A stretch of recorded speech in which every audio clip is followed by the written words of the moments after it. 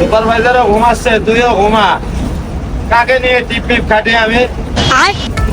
ও sir ঘুমাচ্ছি না, ঘুমে চলে আসতেছে। সারা রাত জেগে তো গাড়ি চালাচ্ছেন, আমিও জাগা। গাড়ির মধ্যে সবাই ঘুমায় ঘুমাক, কিন্তু তুই যদি ঘুমাইস তা তো আমার তোর দিকে তাকাইলে ঘুম চলে আসে। এটা সারা জীবন মাথায় রাখবি। ঠিক আছে উস্তাদ, একটা কথা কব উস্তাদ। কি করবি ক? উস্তাদ আমরা যে এত কষ্ট করি, আমাকে কষ্টের কোনো মূল্যই নেই। যাত্রীর কাছে আমরা একদম খারাপ, একদম নিকৃষ্ট। কালকে রাত 7টার সময় আপনি গাড়ি চালিয়েছেন, আর এই যে সকাল হয়ে গেছে আপনি এখনো গাড়ি চালাচ্ছেন।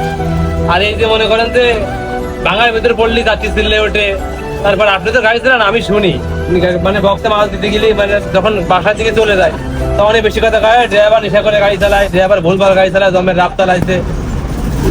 একটা জিনিস দেখেন, সবাই কিন্তু নিলিবিলি রিল্যাক্সে ঘুমাচ্ছে, হ্যাঁ, মানে কারোর কোনো টেনশন নেই যে কি রাস্তায় আমরা কিভাবে সামনে কি পড়তেছে কি না পড়তেছে, সামনে কি আসছে কি না আসছে, না দেখেই হুটহাট করেই মনে করে চিল্লে পাল্লা ঠেলে ওঠে যে ড্রাইভার নেশা করে গাড়ি চালায়, ড্রাইভার ভালো না, ড্রাইভার খারাপ।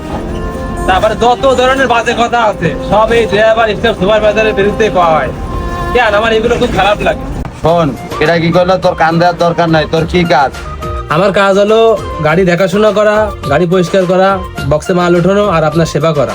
শোন, তোর কাজ শেষ। আর একটা ড্রাইভারের দায়িত্ব কি জানিস?